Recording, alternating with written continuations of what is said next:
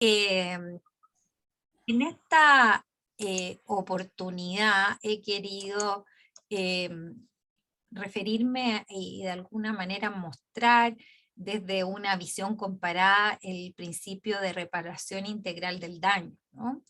¿Y por qué? Porque este es un principio que, conocido en su versión más antigua como la restitutio in integrum, ha sido conocido desde siempre en el derecho chileno, en la familia romano-germánica, pero en concreto en nuestro país ha sido o ha venido siendo desarrollado en los últimos años, ¿no? Entonces, mi objetivo es mostrarles cómo surge este principio, cuáles son los contenidos, las consecuencias que acarrea su recepción y cuál es el tratamiento que este principio recibe en los sistemas de la familia romano-germánica, que obviamente son con aquellos con los cuales compartimos la recepción de este principio, ¿no? Entonces, lo primero es, ¿no es cierto?, recordar que este principio, que es conocido también como en su fórmula, en la gráfica fórmula de los franceses de todo el daño y nada más que el daño, es un principio angular de la responsabilidad civil hoy en toda la familia romano-germánica, ¿no? Todo el daño y nada más que el daño, eh, toma, se inspira o de alguna manera, ¿no es cierto?, se resume en esa frase de Carbonnier, del gran jurista francés, que señalaba que este principio aspira a hacer que el daño haya parecido un sueño, ¿no? Y es un principio cardinal, ¿no? Recepcionado en todos los sistemas de nuestra familia romano-germánica y que ha tenido una gran influencia en muchas, yo diría que está detrás, perdón, de todas las transformaciones que ha tenido, un segundito, ha sido y sigue siendo un elemento disciplinador de la responsabilidad civil y que ha tenido de alguna manera una influencia importante en todas las transformaciones que ha experimentado la responsabilidad civil, ¿no? Las ha tenido en las transformaciones de su función. Recordemos que la responsabilidad civil codificada tiene tres funciones originalmente: una función punitiva, una función preventiva y una función reparadora, ¿no? La responsabilidad civil está basada en el dolo o la culpa y por eso tiene estas funciones. Y la evolución que ha ido teniendo la responsabilidad civil es irse encardinando en la función resarcitoria, como vamos a ver. Ha sido también, ¿no?, el principio de reparación integral del daño el que ha, ¿no es cierto?, inspirado, de alguna manera alentado la ampliación del concepto de daño para hacer caber dentro de ella el daño moral, que históricamente la mayor parte de los codificadores decimonónicos estaba excluida, ¿no?, de la noción de reparación que se circunscribía al daño material. Ha sido también el principio de reparación integral de alguna manera, un alentador, una de las causas que han ido generando la transformación del fundamento de la responsabilidad civil, que en el código en los códigos decimonónicos en general, va a ser una responsabilidad subjetiva y que como por efecto, ¿no?, de varias causas, entre ellas el principio de reparación integral del daño y esta mirada de la responsabilidad civil desde la perspectiva de la víctima, de lo que llamamos el principio pro damnato, va a ir llevando, ¿no?, a una responsabilidad que hoy no es que haya pasado a ser objetiva, pero que conviven, ¿no es cierto?, áreas de la responsabilidad subjetiva con áreas donde la responsabilidad objetiva o donde se han admitido expedientes objetivadores, ¿no? Eh, y por lo tanto, entonces, este principio hoy admitido en todas las familias romano-germánicas ha sido como, ¿no es cierto?, quiero insistir, un impulsor innegable de la evolución que está teniendo la responsabilidad civil, ¿no? Entonces, el objetivo de esta ponencia es mirar este principio en una perspectiva comparada para, obviamente, mostrar cuáles son las semejanzas o diferencias también que existen en su recepción dentro de estos sistemas, ¿no? Por una parte, preguntémonos entonces cuál es el origen, ¿no? ¿De dónde surge? Está claro que este principio surge y va a ser en realidad moldeado por la doctrina francesa en la época de la codificación, por más que se hayan intentado buscar algunos antecedentes en la ley Aquilia de correspondencia entre la condena pecuniaria y el perjuicio sufrido, lo cierto es que esta relación entre la condena pecuniaria y la magnitud del principio va a ser en realidad desarrollada en Francia, ¿no? Y a partir del año 1904, en el derecho francés, este principio nunca más va a ser negado ni por la jurisprudencia ni por la doctrina. Y es del derecho francés que se va, ¿no es cierto?, a difundir, y es este derecho el que va a inspirar a los demás derechos que van a pasar a reconocerlo expresa o tácitamente, como vamos a ver en su legislación, ¿no? Y por lo tanto, hoy en día en todos los países de la familia romana germánica se reconoce este principio, en algunos sistemas con ausencia de reconocimiento expreso con esa fórmula, es decir, principio de reparación integral del daño, pero con un reconocimiento jurisprudencial y doctrinal, ¿no es cierto?, permanente, como sucede desde luego en el derecho francés. Y otros países han avanzado, ¿no es cierto?, y muchos con sistemas con reconocimiento expreso, sin esa fórmula, como yo les decía, pero fundamentándose en ciertas reglas del código, como de los códigos decimonónicos, como vamos a ver a continuación. Pero en otros países se va a avanzar hacia un reconocimiento expreso, como sucede, por ejemplo, en Colombia desde el año 1998, en Argentina con el nuevo artículo 1740 del Código Civil, ¿no?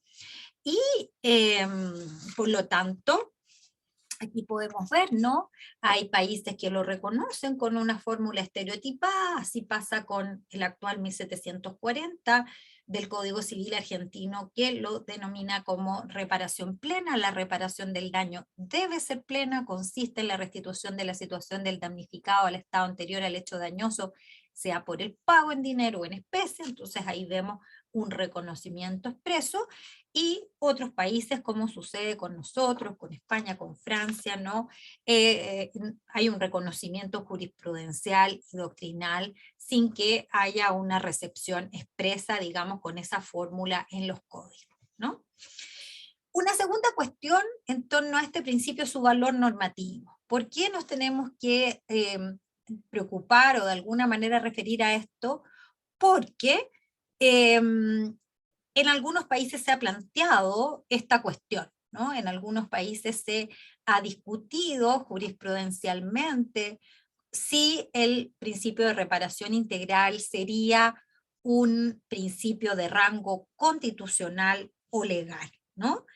Y esto es lo que ha sucedido, como vamos a ver en algunos países, como por ejemplo Argentina, que va a llegar a entender que es un principio de rango constitucional, así lo van a afirmar varias sentencias de la Corte Suprema Argentina antes de el nuevo código, ¿no? Que ya vemos la recepción expresamente, pero esa jurisprudencia anterior no ha quedado sin efecto, ¿no? Y en la mayor parte de los casos se entiende con fundamento legal en las reglas resarcitorias en alguno de esos países tras un debate ante sus tribunales constitucionales en torno al rango normativo, ¿no? Ahí les muestro yo cuáles son las reglas en que se ha entendido, ¿no? Reconocido este principio en Francia, 1149-1382, que son las reglas equivalentes a nuestros artículos 2314 y 1556, en España artículos 1096 y 1101, pero la cuestión del debate constitucional se va a dar y se ha dado en estos países, en Francia y en España, en concreto respecto de ciertos materias, ¿no? Por ejemplo, en Francia, se va a discutir en sentencia del Consejo Constitucional de 1982 que va a declarar inconstitucional un artículo del Código del Trabajo francés que eliminaba la posibilidad de demandar la indemnización de ciertos perjuicios en caso de un conflicto laboral colectivo, es decir, en caso de huelga, ¿no? Lo mismo en sentencia de 9 de noviembre de 1999, en que se va a plantear la inconstitucionalidad de ciertas exclusiones, de ciertos daños que el pacto de acuerdo civil, el pacto civil de solidaridad, más conocido como PACS, excluía, ¿no? Y en esa sentencia, finalmente, el Consejo Constitucional francés va a decidir que el derecho a la reparación tiene, en definitiva, una base constitucional, que es, en ese sentido, tiene un carácter supralegislativo, pero eso no alcanza a sostener o afirmar que tenga un rango constitucional, pero sí que tendría una base constitucional, y no se podría llegar a afirmar que el principio de reparación integral tenga un rango constitucional. Lo mismo en España, se va a discutir esto con ocasión de la imposición ¿no es cierto?, en España originalmente, de los baremos de evaluación del daño corporal en materia de accidentes de circulación, donde en definitiva esto se va a plantear ante el Tribunal Constitucional, sosteniendo que los baremos suponían una vulneración del principio de igualdad ante la ley, puesto que las personas que sufrían daños corporales que no fueran de accidentes de circulación tenían derecho a una reparación sin tope, ¿no?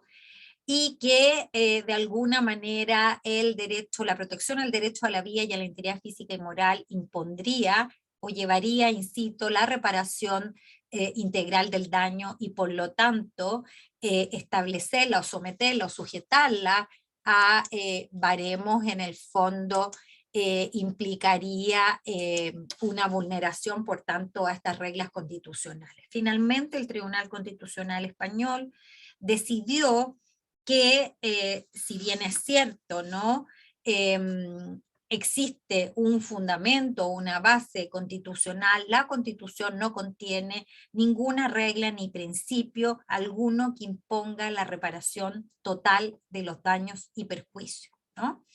Ya volveremos sobre esto de si el principio de reparación integral implica reparación total, lo que, como vamos a ver, es un error, pero es así como lo va a resolver el Tribunal Constitucional Español, ¿no?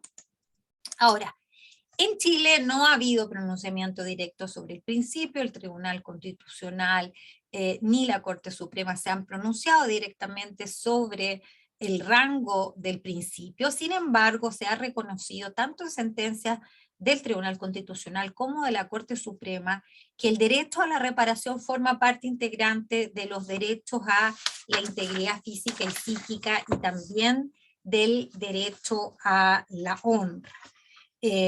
Como lo señala, por ejemplo, sentencia de 2001 de la Corte Suprema, en que se acoge por segunda vez el daño moral en materia contractual, se señala que la idea de daño moral se une en el derecho actual a la tendencia de hacer el derecho civil el asiento de la consideración de la persona como el primer valor que ha de perseguir la regla jurídica, y esto implica ampliar su concepto para abarcar todo atentado a diversos intereses. La protección de estos atributos están reconocidos y garantizados en nuestra Carta Fundamental cuando prescribe que el Estado está al servicio de la persona humana y su finalidad es promover el bien común, y cuando en su artículo 19 asegura a todas las personas el derecho a la vida y a la integridad física o psíquica de la persona. De manera que con ello entonces también se ha afirmado que el derecho a la reparación encuentra obviamente una base constitucional, sin que ello podamos extrapolarlo estrictamente hacia afirmar que tenga un rango constitucional. Ahora, recepcionado el principio de reparación integral, ¿qué es lo que implica, ¿no? ¿Cuál es en realidad su alcance, su importancia, ¿no? Desde luego, en primer lugar, y por eso que la fórmula francesa es tan importante, todo el daño, nada más que el daño, significa en primer lugar ese todo el daño, que la indemnización debe ser ampliada a todo daño, sea esto material o moral. Esto puede parecer, ¿no es cierto?, no tiene tanta relevancia respecto del daño material, en cuanto el daño material ha sido siempre recepcionado, lo que sí obviamente el principio de restitución integrum se va a construir respecto del daño material, pero tiene fundamental importancia el recepcionar el principio de reparación integral del daño, porque es el que, ¿no es cierto?, va a abrir las puertas también a la reparación del daño moral, para entender que en realidad la reparación tiene que contener toda forma de afectación a la persona, y la persona se compone, ¿no?, desde luego, de sus derechos patrimoniales, pero también de sus derechos extrapatrimoniales, ¿no es cierto?, principalmente de los derechos de la personalidad, que desde luego muchas veces, ¿no es cierto?, o en la esencia de la persona, marcan, ¿no?, su núcleo de protección determinante, y por lo tanto,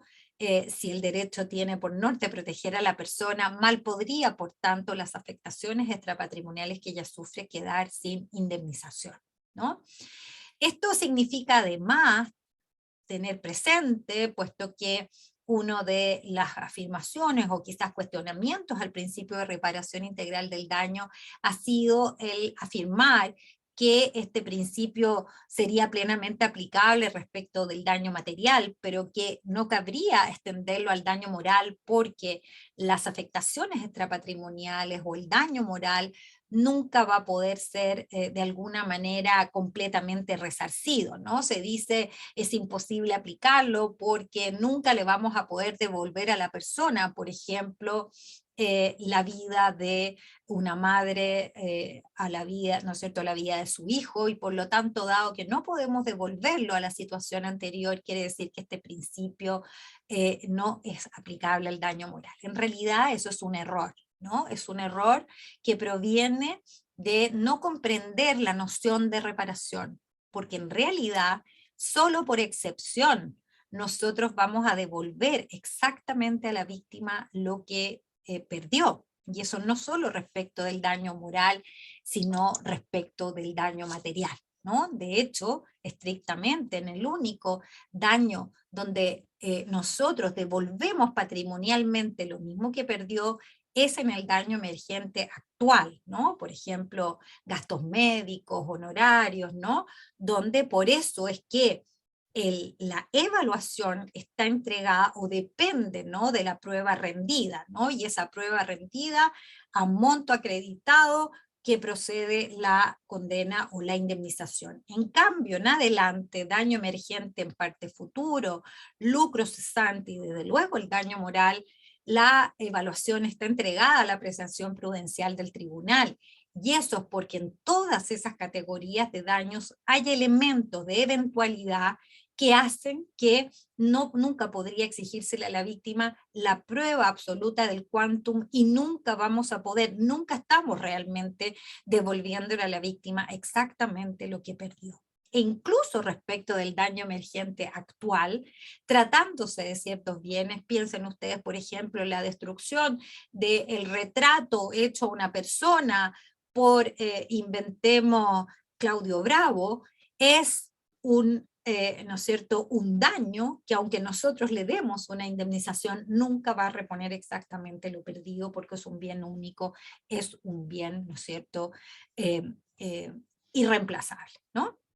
Entonces, de alguna manera, el principio de reparación integral tiene un sentido y de alguna manera se funda en una correcta comprensión de lo que debe ser la reparación, y es que toda reparación es una compensación satisfactoria. Es decir, siempre en la reparación lo que le estamos intentando dar a la víctima es acercarnos, ¿no? E intentar darle la reparación lo más próxima a la afectación sufrida, pero sabiendo que el derecho jamás va a poder exactamente borrar la realidad y devolverla, ¿no? Hacer como un sueño, es un esfuerzo por hacer esto como un sueño, sabiendo que obviamente por las razones que vamos a ver, esto es un imposible en muchos casos, ¿no?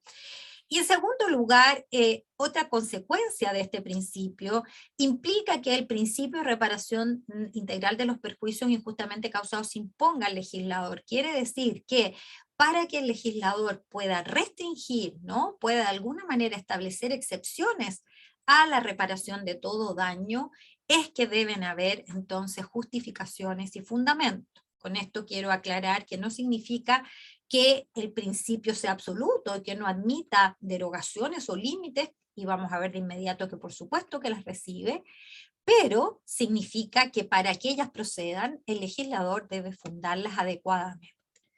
En tercer lugar, la fórmula francesa gráfica señala y nada más que el daño, que evoca esta tercera consecuencia, y es que el principio de reparación integral del daño obliga al uso punitivo de la condena pecuniaria. Significa que la condena pecuniaria no puede ser utilizada en función punitiva, y con esto obviamente ustedes ven la evolución de la responsabilidad civil, que originalmente tenía una función punitiva, y hemos evolucionado hasta entender que ella no cabe, ¿no?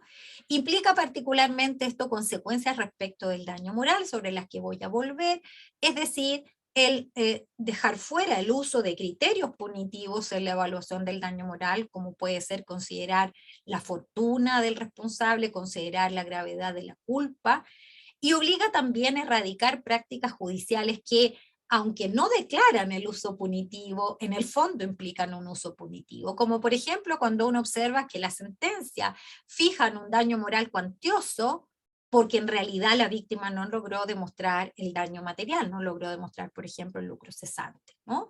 O cuando vemos que en realidad, ¿no es cierto?, hay detrás, por ejemplo, es una persona asegurada y la condena pecuniaria alcanza un monto que jamás se habría fijado si la persona no estuviese asegurada. Y obviamente ahí lo que hay detrás es un uso punitivo, no declarado, pero obviamente implícito, ¿no? Y en cuarto lugar, el principio de reparación integral del daño implica reconocer y afirmar que la tarea evaluadora es facultad privativa de los jueces de fondo. En un sistema de casación significa, por lo tanto, que la Corte de Casación no debe o no puede, ¿no es cierto?, entrar a revisar el quantum, porque precisamente la determinación del monto del quantum depende de la prueba rendida y de las consideraciones, ¿no es cierto?, habidas a esa prueba. Y eso es solo facultad del tribunal de fondo, del tribunal de instancia, sin que los tribunales de casación puedan entrar, ¿no es cierto?, a revisar cuestiones de hecho, como son en definitiva la prueba rendida para acreditar el monto, ¿no? Afirmado esto, que son las consecuencias generales, lo que quisiera mostrarles muy rápidamente es las semejanzas ahora que hay en la recepción de este principio de reparación integral en la familia romano-germánica, y muy rápidamente también cuáles son las diferencias. Desde el punto de vista de las semejanzas, en primer lugar, una gran semejanza tiene que ver con reconocer este principio de manera plena, completa, en materia extracontractual. En cambio, en materia contractual, admitir un reconocimiento restringido, ¿no? Esto proviene en todos los códigos decimonónicos, como el nuestro, de la restricción que los códigos hacen en materia contractual de la indemnización cuando el incumplimiento ha sido negligente a los daños previstos a la época de la celebración, y por lo tanto estableciendo que los daños imprevistos o imprevisibles a la época de la celebración del contrato quedan fuera de la reparación, y en cambio, ¿no es cierto?, cuando el incumplimiento ha sido doloso, admiten la indemnización también de los daños imprevistos, restringiendo la indemnización o de alguna manera fijando el límite a la reparación solo a los daños directos, ¿no? En la mayor parte de la familia romano-germánica se explica esto diciendo que el principio de reparación integral recibe una recepción absoluta en materia extracontractual, en cambio solo una recepción parcial en materia contractual.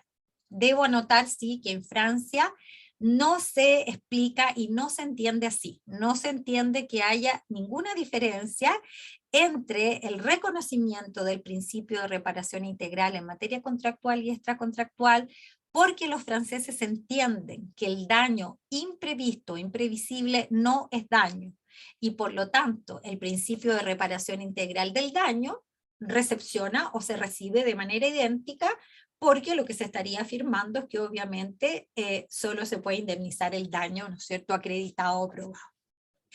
En segundo lugar, también hay semejanzas en cuanto a admitir la posibilidad de derogaciones o de límites a este principio, ya sea por vía convencional, ya sea por vía legal o por vía jurisprudencial.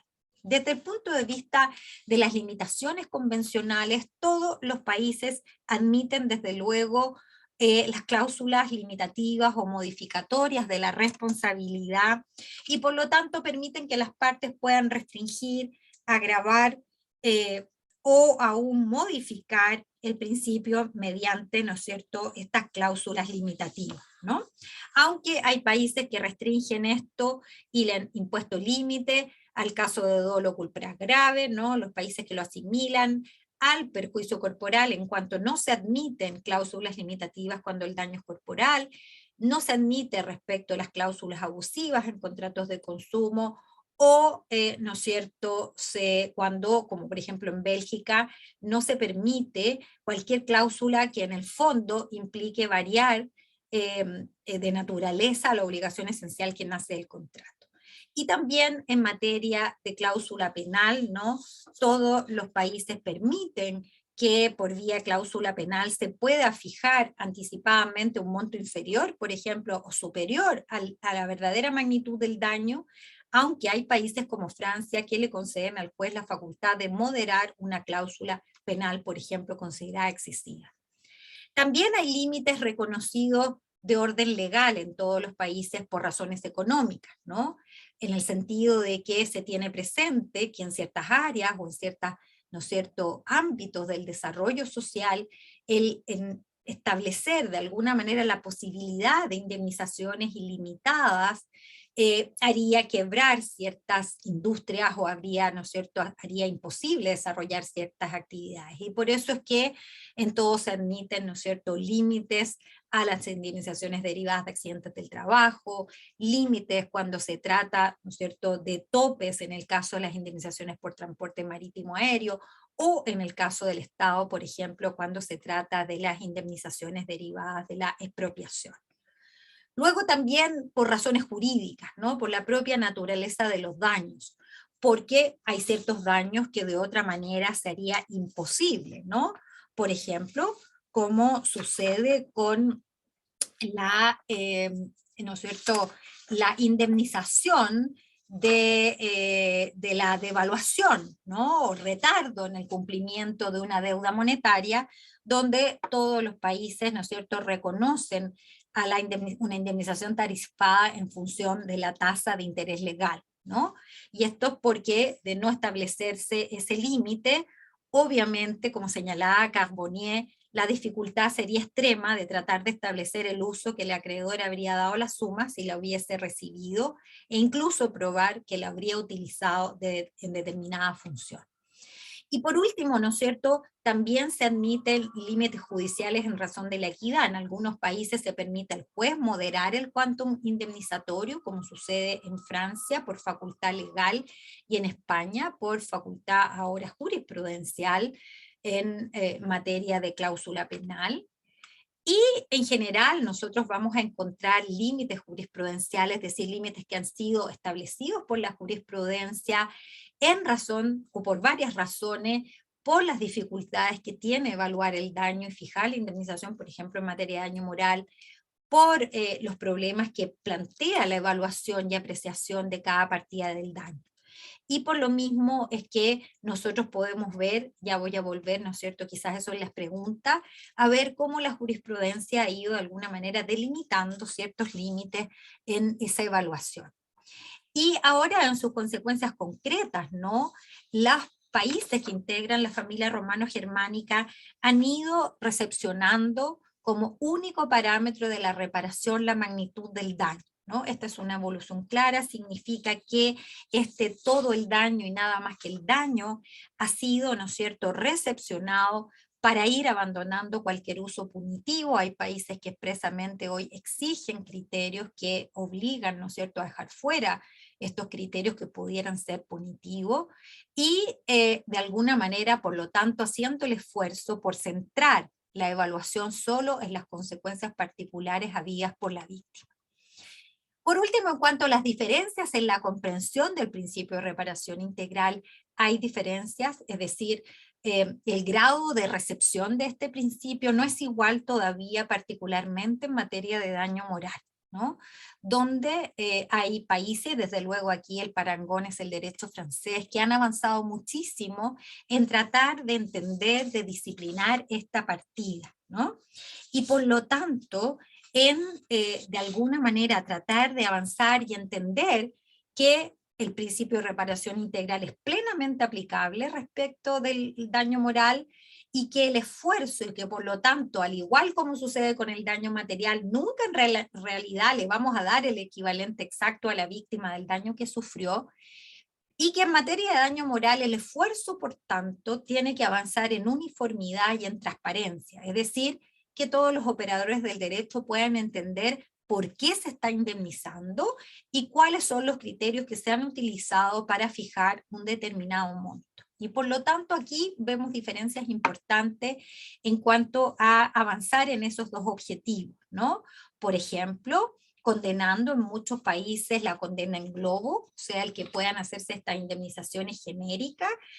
Por ejemplo, en Holanda, eh, perdón, encontramos países donde los tribunales supremos, por ejemplo, han establecido y casan recurrentemente sentencias que pueden contener una evaluación en globo, incluso de daño moral, obligando, ¿no?, a dividir por partida.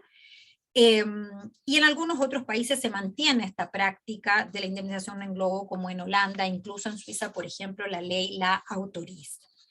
En segundo lugar, en torno a la exigencia de fundamentación de la condena por daño moral, hoy tenemos países que expresamente exigen, como sucede por ejemplo en España en materia penal, en que debe fundarse, no la fundamentación general de la sentencia, sino la fundamentación en concreto de la reparación por daño moral, para que el juez deba demostrar, ¿no es cierto?, cuáles son las afectaciones que está, ¿no es cierto?, estimando, que dan lugar a esta partida, cómo ha evaluado y cómo de alguna manera llega al monto final que está concediendo, ¿no?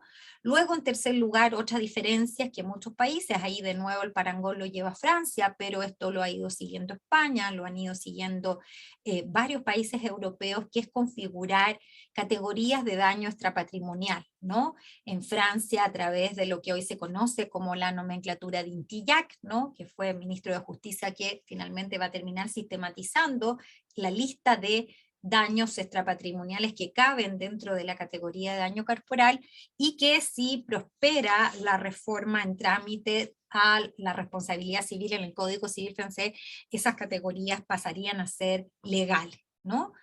Y en cuarto lugar, otra práctica, ¿no?, es la publicación de las sentencias condenatorias en materia de daño moral, que es una práctica que en Francia ya lleva muchos años, que significa que trimestralmente las Cortes de Apelaciones francesas tienen una publicación en que se ordenan, ¿no?, según hipótesis, cuáles son los montos fijados por los tribunales de esa jurisdicción.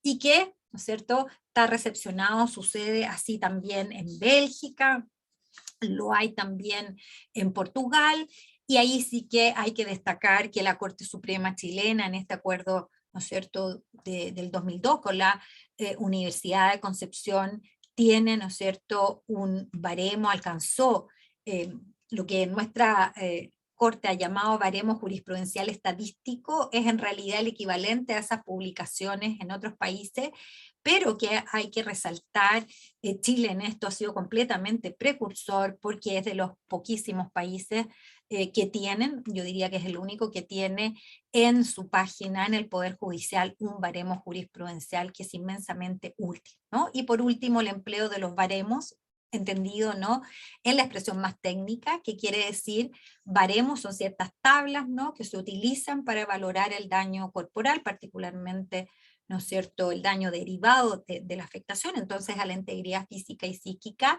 que ordena en base a ciertas hipótesis, fijando una escala de intensidad de la afectación al cuerpo, ¿no?, partiendo en 10 o partiendo en 7, entendiendo en 10 y en 7, ¿no es cierto?, el estado vegetativo, de ahí hacia abajo, ¿no?, el ir valorando o fijando cuál es el impacto que tiene esto en la persona y por lo tanto dándole a los jueces un parámetro técnico para entender que no es lo mismo, ¿no?, la pérdida de la visión parcial del ojo derecho que por supuesto la pérdida de, por ejemplo, la movilidad de los dos brazos, ¿no? Entonces, para terminar, lo cierto es que el principio de reparación integral es uno reconocido en todos los sistemas que forman parte de la familia romana germánica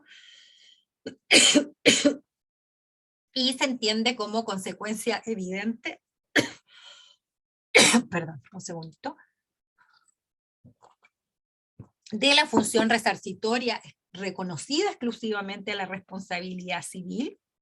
Desde un punto de vista teórico, este principio aspira a que el daño sea un sueño, y desde un punto de vista práctico, en cambio, su concreción es variada, es relativa en los distintos países, pero, ¿no es cierto?, está claro que lo que quiere evocar es ayudar, es impulsar, orientar la tarea evaluadora, que siempre va a ser una tarea compleja, no solo para el daño no patrimonial, sino para todo daño, ¿no? Y por lo tanto, con esto termino, es evidente que tras el principio de reparación integral se esconde, ¿no es cierto?, este desafío de que en definitiva, ¿no es cierto?, podamos avanzar en la tutela de la persona desde un punto de vista jurídico, pero teniendo siempre presente que el derecho no va a poder jamás, ¿no es cierto?, sustituir ni reemplazar lo que en esencia significa ser persona, y que por lo tanto, cuando la persona en esencia ha sido afectada, no hay, ¿no es cierto?, ninguna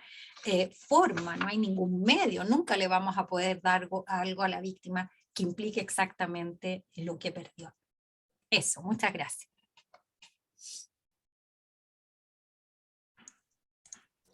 Bueno, agradecemos a la profesora Domínguez por su muy interesante presentación. Aprovecho además, antes de dar lugar a las preguntas, comentarios, a hacer un aviso casi económico, en realidad no me beneficia en nada a mí, así que digo económico entre comillas, simplemente porque hacer presente, que no lo dije al principio, de que la profesora Domínguez también dirigió, editó, ¿cierto?, en 2019 un extenso volumen, ¿cierto?, un libro editado por Thomson Reuters, ¿cierto?, 2019, titulado El principio de reparación integral en sus contornos actuales, donde participa no solamente ella, sino que además profesores de otros países, Francia, etcétera. Aquí ahí lo está mostrando. Ahí lo estoy mostrando, este libro en el fondo recoge, y eso es lo importante, tanto un proyecto Fondesit que llevamos adelante con mi padre, Ramón Domínguez, pero luego nos ganamos un Ecos Conicet, que de hecho fue el primer Ecos Conicet que se ganó alguien del área jurídica en Chile, con un conjunto de profesores franceses liderados por el profesor Denis Maillot, y lo que hicimos fue justamente hacer un estudio comparado. Todo lo que les vengo a explicar es fruto de ese libro, fruto de esos dos proyectos que fueron 5 años, y tratar de alguna manera primero obviamente de comparar la recepción del principio en Francia y en Chile, pero también hicimos un cuestionario que lo aplicamos a varios países latinoamericanos, y de ahí también obtuvimos como la aplicación práctica, ¿no?, teórica y práctica de este principio en estos sistemas. Y hay que resaltar que es el primer libro en lengua hispana sobre el principio de reparación integral del daño. Exactamente. Bueno, sí, tal vez para iniciar, ¿cierto?, de ver el debate, nos quedan 13 minutos, 15 minutos, quisiera partir, ¿cierto?, con un comentario, para incentivar a los demás también a hacerlo. Entiendo que a veces por Zoom, a veces la gente como que no se atreve mucho a pedir la palabra. Una duda tal vez, más bien comentario, una duda a la profesora Domínguez, de cómo se relacionan o cómo pueden jugar el principio de reparación integral del daño, por una parte, con lo que ha desarrollado la doctrina, la jurisprudencia, y que se suele denominar, ¿cierto?, el deber, ¿cierto?, de la víctima de mitigar el daño, que a veces puede darse justamente, y claro, hay un daño equivalente a 100, digamos, pero ya que la víctima no cumplió con su orden de mitigar el daño, podría eventualmente el daño a indemnizar ser menor. Y entonces ahí, ¿cómo juegan, digamos, los dos principios? Puede ser interesante. Claro, justamente se entiende que no hay una vulneración al principio de reparación integral del daño, porque el principio de reparación integral del daño obliga a indemnizar el daño injustamente causado.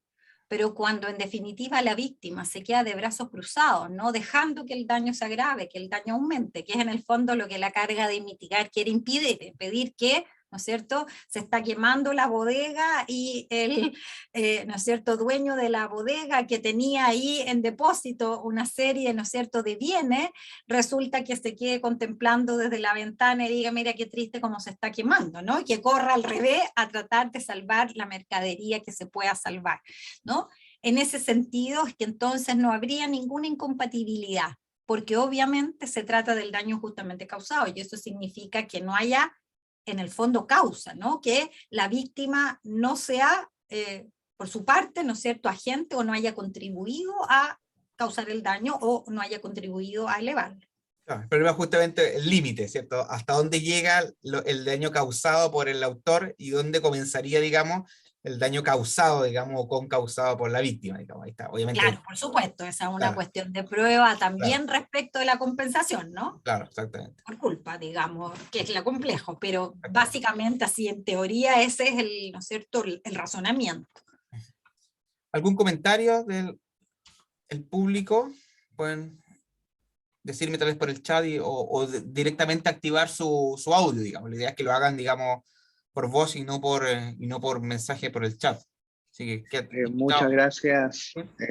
Por acá, Rodrigo Enríquez, agradecer y valorar mucho la exposición de la profesora Domínguez, que ha sido en breve tiempo, ha sido espectacular. Es una posibilidad única de poder escucharla para los que estamos justamente acá en la región del Biobío, así que muchas gracias. Eso lo primero, y en segundo lugar, muy respetuosamente la siguiente consulta, con respecto desde su óptica, ¿verdad?, cómo ve la profesora la reparación integral del daño frente al criterio de normalidad. A mí particularmente me llama mucho la atención al tiempo de, por ejemplo, demandarse el daño moral de un padre que pierde, por ejemplo, en un accidente de tránsito a un hijo, un pariente, un familiar muy cercano, y que simplemente expone e incluso demuestra en juicio que efectivamente sí que ha llorado la pérdida de su muy querido, y por ahí incluso el tribunal dice, no, basta con que se acompañe este certificado que acredita el parentesco y tal, pero por ahí en la práctica, en los hechos, 40 años que ese demandante nunca tuvo un contacto con ese familiar. Entonces a mí, al menos a título personal, en el ejercicio de la abogacía me ha llamado mucho la atención este famoso criterio de normalidad, que basta, insisto, adjuntar ese certificado que acredita vínculos parentesco como para que deba indemnizarse, deba mitigarse ese, entre comillas, dolor causado. Sí. Eso. Yo creo que eso es un error, ¿no? Es decir, una cosa es que uno pueda admitir de alguna manera presunciones, ¿no? Y que uno pueda decir, bueno, lo normal es que un padre sufra por la muerte de su hijo, que un hijo sufra por la muerte de su padre.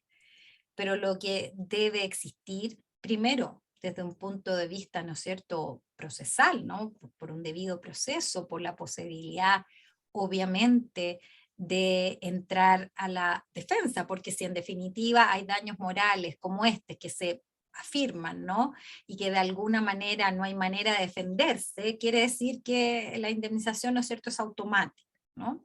Y eso es un error porque obviamente por una parte una cosa, como les decía, que pueden existir presunciones, pero esas presunciones no pueden transformarse en presunciones de derecho que no admita prueba en contrario. Y es evidente que si se demuestra que el hijo hace 40 años que no tenía vínculo con su padre, nada se le está reparando, no ha existido un daño y por lo tanto, ¿no es cierto?, no cabe nada que reparar. De hecho, hay un caso, no sé si usted lo conoce, que es un caso muy antiguo que fue resuelto por la Corte de Apelaciones de Concepción, que era justamente en Concepción, ¿no?, que fue una persona, una pareja de vagabundo, un matrimonio que vivían debajo del puente del río Biobío y por una causa imputable a responsabilidad del Estado, ellos mueren. Cuando faltaba un día para que prescribiera la acción, se presenta una hija que vivía en Arica, demanda indemnización por daño moral, el juez de primera instancia se le otorga, la Corte de Apelaciones revoca de Concepción, diciendo precisamente eso, que si vivían debajo del puente del río Biobío como vagabundo, y se demostró que la hija no tenía contacto hace años, era que indiscutiblemente no había nada que reparar, y en esa época, por vía de queja, la Corte Suprema ¿no es cierto?, acoge la queja y ordena indemnizar, afirmando que basta el hecho de ser hija, ¿no?, para tener derecho a la indemnización, ¿cierto? Esa sentencia va a ser claramente criticada por don Fernando Fuello, también por mi padre, ¿no?, para decir, obviamente, aquí hay una indebida comprensión de lo que el daño moral es, ¿no?, porque el daño moral, como todo daño, y como todo requisito de la responsabilidad civil, a menos que haya una presunción legal, tiene que ser demostrado, tiene que haber pruebas, ¿no? Tiene que haber acreditación de la existencia, ¿no? Ese es un primer punto. Segundo punto es que una segunda cuestión que implica ese principio es olvidar que el daño moral es personalísimo. Significa que aunque la causa del daño pueda ser la misma, nunca las personas tienen el mismo impacto, nunca la afectación tiene el mismo impacto, ¿no? Y por eso a mí me parece un error y creo que es una práctica que debiese corregirse, el que si son 3 hijos, 4 hijos, ¿no es cierto? Normalmente lo que se hace es decir, ¿no es cierto?, le damos al cónyuge 50 y a cada uno de los hijos le damos 20, como si el impacto de los hijos necesariamente fuera el mismo. Pero resulta que no es lo mismo un hijo que vive de manera dependiente en el hogar cotidianamente del hijo que hace 10 años que se fue del hogar y que vive, ¿no es cierto?, en otra ciudad y que tiene, ¿no es cierto?, un vínculo mucho más lejano o de alguna manera no cotidiano, ¿no? El daño moral es personalísimo y por lo tanto el esfuerzo que tenemos que hacer, y por eso es tan importante la prueba, y por eso es tan importante no establecer principios como estos de manera absoluta, es que en realidad el esfuerzo que tendríamos que obligarnos a hacer es a demostrar las consecuencias concretas, porque eso es lo que nos permite de alguna manera fijar una suma, ¿no es cierto?, que corresponda lo más próximo posible a la entidad o la magnitud concreta de la afectación sufrida, ¿no? Por eso es que también, y aquí me voy a otra materia, en materia, ¿no es cierto?, de protección al consumidor, el haber incorporado el daño moral en las acciones colectivas rompe, ¿no? O el tema de la intransmisibilidad o transmisibilidad del daño moral, ¿no? Todo esto tiene que ver con la naturaleza del daño moral, y en la medida que no entendamos que el daño moral es personalísimo, obviamente estamos afectando el propio sentido de abrir puertas, de haber abierto las puertas a esta reparación. Millón de gracias, profesora. Muchas gracias, de verdad.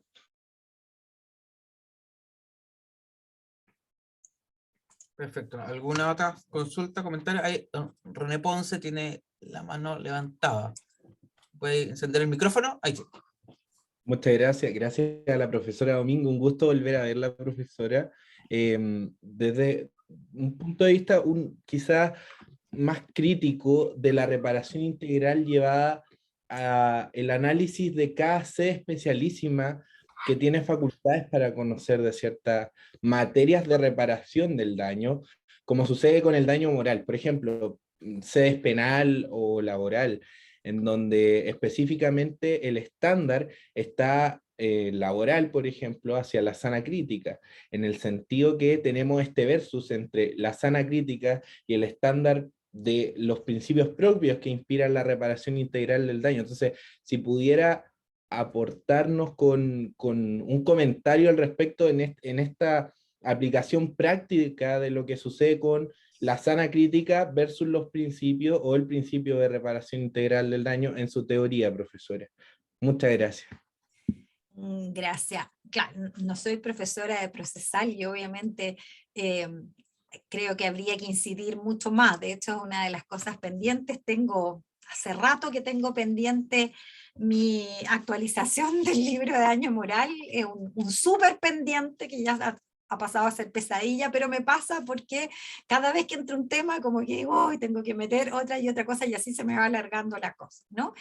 Pero evidentemente yo creo que dado cualquiera sea ¿no es cierto?, el sistema de apreciación de la prueba, lo primero es que debemos exigir pruebas, ¿no? Y eso es algo que todavía en Chile no alcanzamos este estándar en general, ¿no?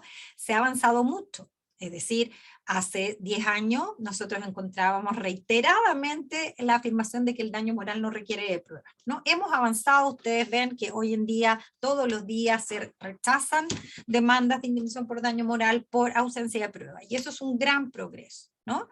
Entonces, lo primero creo que tenemos que alcanzar todavía el estándar de entender que el daño moral requiere de pruebas, ¿no? Porque obviamente la apreciación, aunque sea conforme a las reglas de la sana crítica, pasa porque exista prueba. Y eso es algo que todavía falta por entender a algunos tribunales, ¿no? Yo siempre que me toca hacer clases en la Academia Judicial, siempre les digo que al final los mayores afectados de no establecer esta regla y de no aplicarla, ¿no?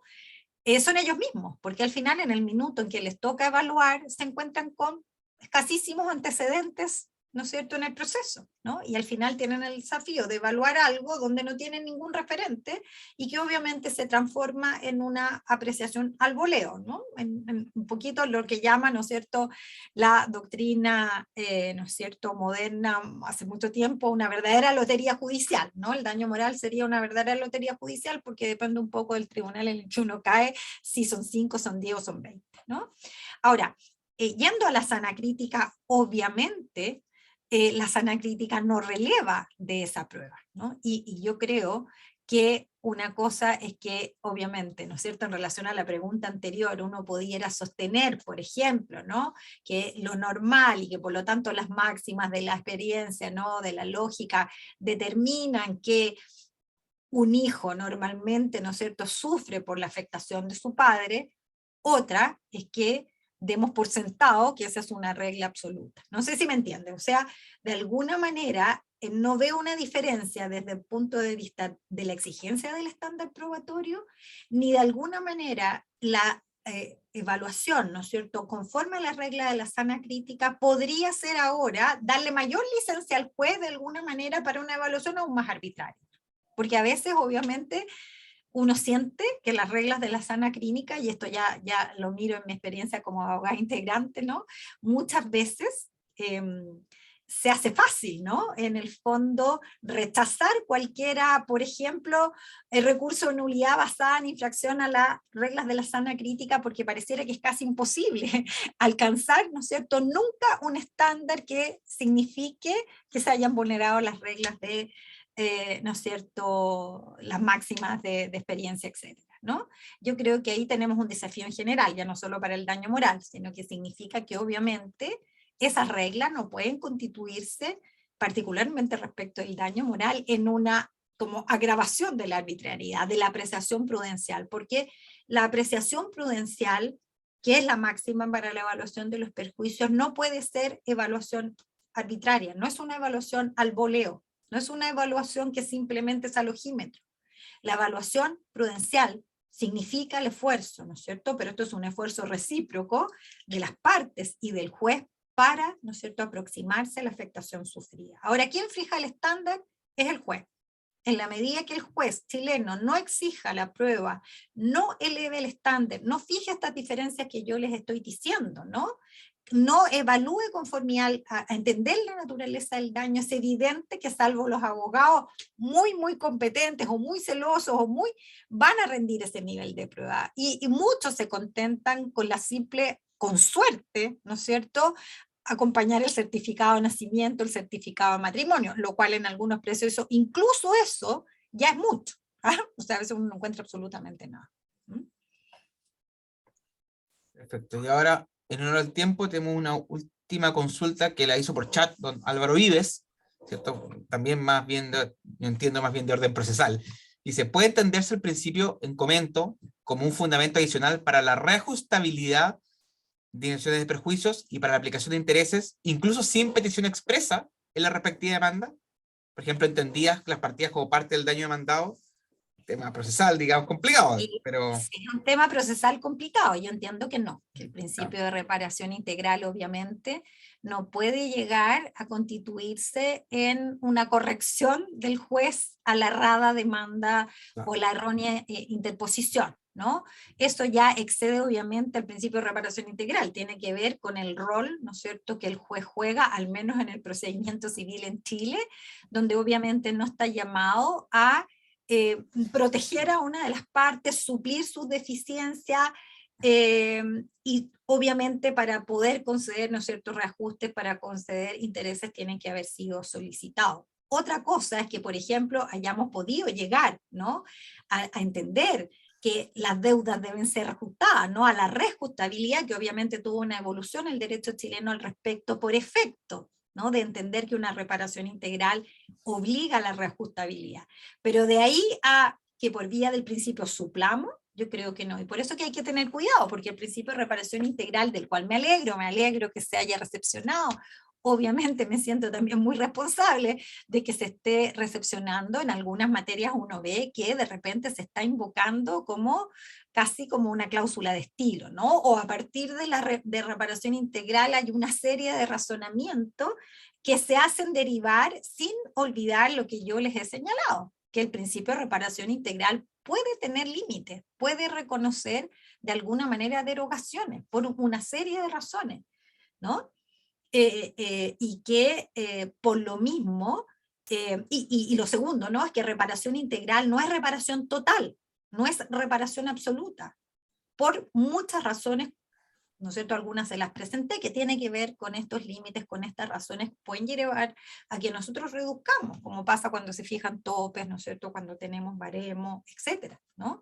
O sea, cuando hablamos de reparación, obviamente estamos hablando en el contexto de una sociedad, de un desarrollo social, ¿no?, de un desarrollo económico, que determina muchas veces límites a la reparación, porque si no, evidentemente, las reparaciones ilimitadas llevarían, como les decía yo, a quebrar, a de alguna manera hacer imposible el desarrollo de las actividades esenciales. Es lo que pasa, por ejemplo, en materia de responsabilidad, me voy a otro tema, ¿no? Pero con el no percibir de repente el juez, y ese es el problema que tenemos en Chile cuando nosotros no tenemos uniformidad, ¿no? Una herramienta que obliga a la uniformidad jurisprudencial, que es el gran problema que creo yo tiene el derecho chileno, ¿no es cierto? Uno de los grandes problemas, y es que en definitiva el juez no está obligado, en principio, como la sentencia tiene efectos relativos, a mirar el impacto que su sentencia produce en el todo. O de alguna manera no está obligado a hacer el ejercicio que hace un tribunal en un sistema al precedente, o el que hace el Tribunal Supremo Español, o la Corte de Casación Francesa, porque tienen límites, o sea, tienen el límite de la uniformidad, de que no pueden decidir cualquier cosa y no pueden desentenderse de sus sentencias, porque precisamente están muy conscientes de que sus decisiones producen un impacto general.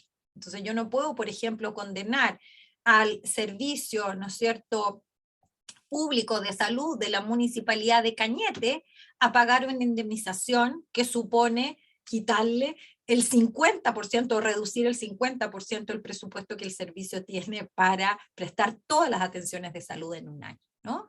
Lamentablemente nuestro sistema todavía, y creo que eso es alguna de las correcciones que deberíamos tener urgente, es establecer, ¿cierto?, herramientas que obligan a los tribunales a la uniformidad, y por lo pronto a la propia Corte Suprema, que es la primera que no respeta en el fondo sus propias decisiones en muchos casos. Perfecto, bueno, estamos justo en la hora, así que nuevamente agradezco mucho a la profesora Carmen Domínguez por su interesantísima exposición, que además, como les decía, abrió las sesiones de este año del Seminario de Derecho Comparado. Los invito a todos a estar atentos. Nosotros permanentemente vamos a estar enviando, ¿cierto?, las invitaciones. Esperamos ahora volver a la periodicidad mensual que habíamos perdido este semestre. Espero que la retomemos, así que Dios mediante próximamente, las próximas semanas podamos estar enviando una invitación a una nueva sesión tratando un tema ya seguramente no de derecho privado, pero siempre, como les decía, en perspectiva comparada. Así que muchas gracias por su atención, y les comento que los próximos días esta sesión va a ser subida al canal de YouTube de la Facultad de Derecho de la Universidad Católica para que puedan verla de nuevo, quienes tengan interés, o enviarla también a otras personas que lamentablemente hoy día no pudieron estar presentes. Así que muchas gracias y que tengan todos una muy buena tarde. Hasta luego. Gracias a todos, saludos, que estén muy bien.